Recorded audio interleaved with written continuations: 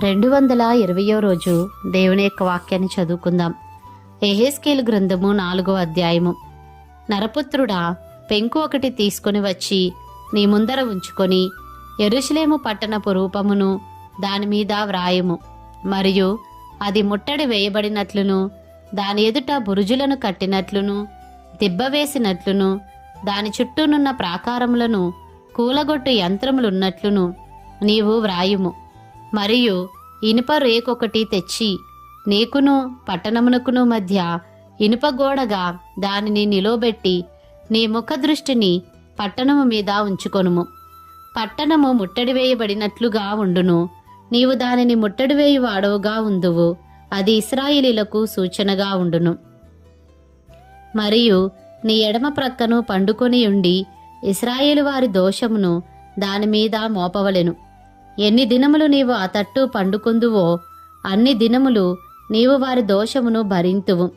ఇశ్రాయేలు వారి దోషమును నీవు భరించునట్లుగా వారు దోషము చేసిన సంవత్సరముల లెక్క చొప్పున నీకు 390 దినములు నిర్ణయించియున్నాను. ఆ దినములు గడిచిన తరువాత కుడిప్రక్కను పండుకొనియుండి 40 దినములు యూదావారి దోషమును భరింపవలెను. సంవత్సరం ఒకటింటికి ఒక దినము చొప్పున నేను నిర్ణయించియున్నాను. ఈలాగు నీవుండగా యెరూషలేము ముట్టడి వేయబడినట్లు తేరిచూచుచు చొక్కాయిని తీసివేసిన బాహువు చాపి దానిని గూర్చి ప్రకటింపవలెను. పట్టణము ముట్టడి వేయబడినట్లుండు దినములు నీవు రెండవ ప్రక్కను తిరుగక అదే పాటున ఉండునట్లు నిన్ను కట్లతో బంధింతును. మరియు నీవు గోధుమలను, యవలును, కాయధాన్యములను, చోళ్లును, సజ్జలును, తెల్ల జీలకర్రను తెచ్చుకొని ఒక పాత్రలో ఉంచి నీవు ఆ ప్రక్క మీద పండుకొని దినముల లెక్క చొప్పున రొట్టెలు కాల్చుకొనవలెను.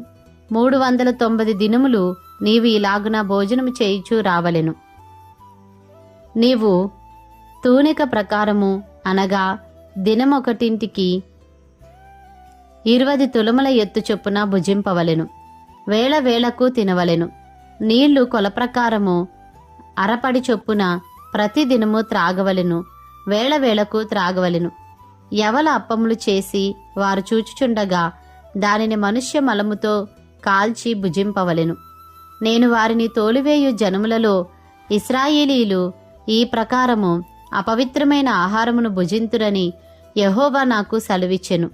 అందుకు అయ్యో ప్రభువా యెహోవా, నేనెన్నడూను అపవిత్రత నొందినవాడను కానే. బాల్యం నుండి నేటి వరకును చచ్చిన దానినైనను మృగములు చీల్చిన దానినైనను నేను తినినవాడను కానే.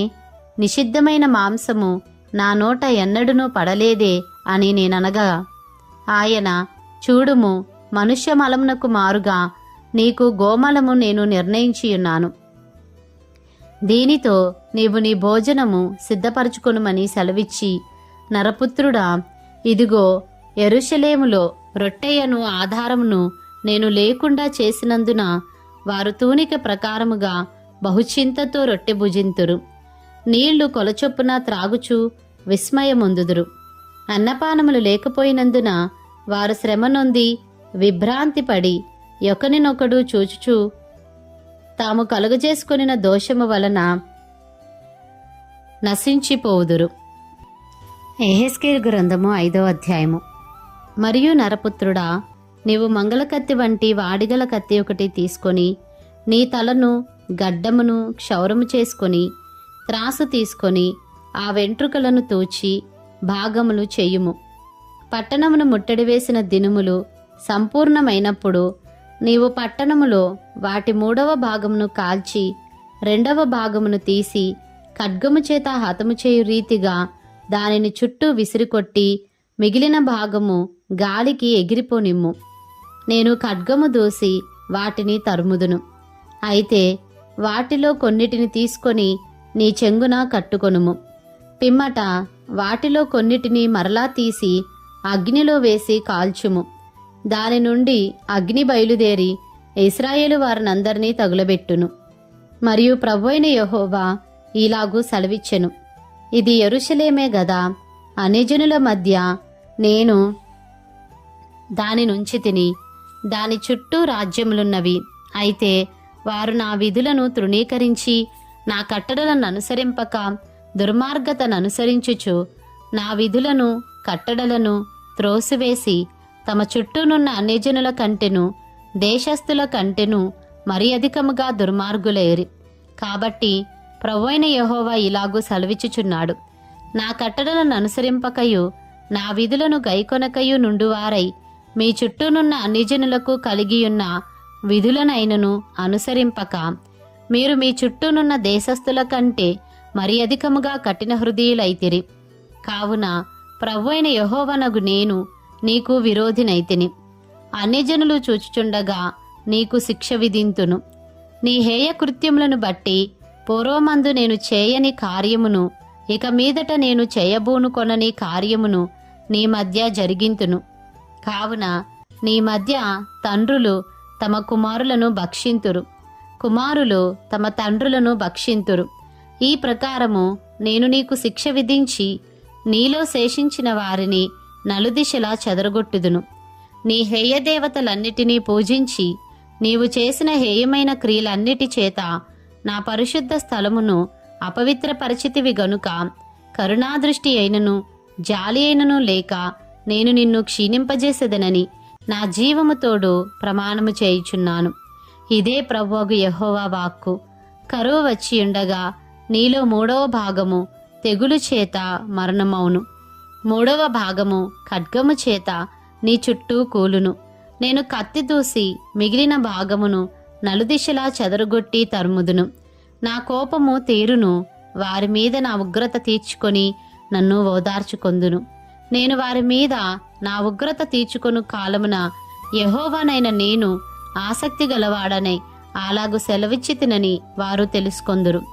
అలాగు నీ చుట్టూనున్న అన్యజనులలో నిన్ను చూచువారందరి దృష్టికి పాడుగాను నిందాస్పదముగాను నేను నిన్ను చేయుదును. కావున నీ పోషణాధారము తీసివేసి నీ మీదికి నేను మహాక్షామము రప్పించి నీ వారు క్షయమగునట్లుగా వారిని క్షయపరచు మహాక్షామమును పంపించి కోపము చేతను క్రోధము చేతను కఠినమైన గద్దింపుల చేతను నేను నిన్ను శిక్షింపగా నీ చుట్టూనున్న అన్యజనులకు నీవు నిందకును ఎగతాళికిని హెచ్చరికకును విస్మయమునకును ఆస్పదముగా ఉందువు. యెహోవానగు నేనే ఆజ్ఞ ఇచ్చియున్నాను. ఈ ప్రకారము నేను నీ మీదికి క్షామమును దుష్టమృగములను పంపుదును. అవి నీకు పుత్రహీనత కలుగజేయును. తెగులును ప్రాణహానియు నీకు కలుగును. మరియు నీ మీదికి ఖడ్గమును రప్పించెదను. యెహోవానగు నేనే ఇలాగు ఆజ్ఞ ఇచ్చుచున్నాను. యెహెజ్కేలు గ్రంథము 6వ అధ్యాయము. యెహోవా వాక్కు నాకు ప్రత్యక్షమై ఇలాగు సెలవిచ్చెను. నరపుత్రుడా, ఇశ్రాయేలీల పర్వతముల తట్టు చూచి వాటి విషయమై ఈ మాటలు ప్రకటించుము. ఇశ్రాయేలీల పర్వతములారా, ప్రభువైన యెహోవా మాట ఆలకించుడి. పర్వతములతోనూ కొండలతోనూ వాగులతోనూ లోయలతోనూ ప్రభువైన యెహోవా ఇలాగు సెలవిచ్చుచున్నాడు. ఇదిగో, నేను నిజముగా మీ మీదికి ఖడ్గమును రప్పించి మీ ఉన్నత స్థలములను నాశనము చేసెదను. మీ బలిపీఠములు పాడైపోవును. సూర్యదేవతకు నిలిపిన స్తంభములు చిన్నాభిన్నములవును. మీ బొమ్మల ఎదుట మీ జనులను నేను హతము చేసెదను.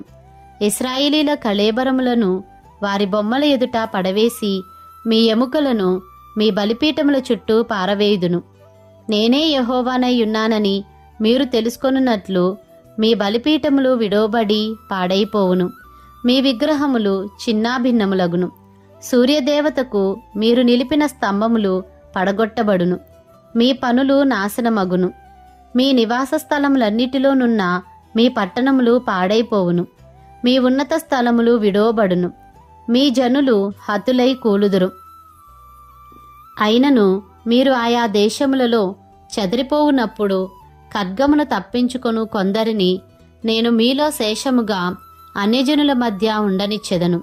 మరియు నన్ను విసర్జించిన వారి విశ్వాసఘాతకమైన వ్యభిచార మనస్సును, విగ్రహములను అనుసరించిన వ్యభిచార దృష్టిని నేను మార్చి నా తట్టు తిరగజేయగా చెరపట్టబడిన వారై శేషించిన వారు అన్యజనుల మధ్య నన్ను జ్ఞాపకము చేసుకొని తామనుసరించిన హేయకృత్యములన్నిటిని బట్టి తాము చేసిన దుష్క్రియలను కనుగొని తమను తామే అసహించుకొనుచు నేను యెహోవానై ఉన్నానని వారు తెలుసుకొందురు. ఈ కీడు వారికి చేసేదనని నేను చెప్పిన మాట వ్యర్థము కాదు. ప్రభువైన యెహోవా సెలవిచ్చినదేమనగా, నీ చేతులు చరిచి నేల తన్ని ఇశ్రాయేలీల దుష్టమైన హేయకృత్యములను బట్టి అయ్యో అని అంగలార్చుము. ఖడ్గము చేతను, క్షామము చేతను, తెగులు చేతను వారు కూలుదురు. దూరముననున్నవారు తెగులు చేత చత్తురు, దగ్గరనున్నవారు ఖడ్గము చేత కూలుదురు. శేషించి ముట్టడివేయబడిన వారు క్షామము చేత చత్తురు. ఈ ప్రకారము నేను వారి మీద నా క్రోధము తీర్చుకొందును. తమ విగ్రహముల మధ్యను, తాము కట్టిన బలిపీఠముల చుట్టూను, ఎత్తైన కొండలన్నిటి మీదను, సకల పర్వతముల నడికొప్పుల మీదను, పచ్చని చెట్లన్నిటి క్రిందను, పుష్టిపారిన మస్తకీ వృక్షములన్నిటి క్రిందను, తమ విగ్రహములన్నిటికీ పరిమళ ధూపము వేసిన చోటులన్నిటిలోనూ పడి వారి జనులు హతులయ్యుండు కాలమున నేనే యెహోవానై ఉన్నానని మీరు తెలుసుకొందురు.